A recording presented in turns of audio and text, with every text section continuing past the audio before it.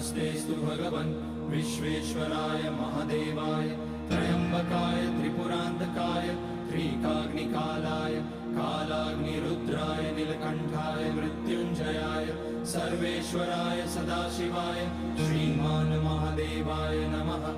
ॐ नमः शम्भवाय च मयोभवाय च नमः शङ्कराय च मयस्कराय च नमः शिवाय च शिवतराय च।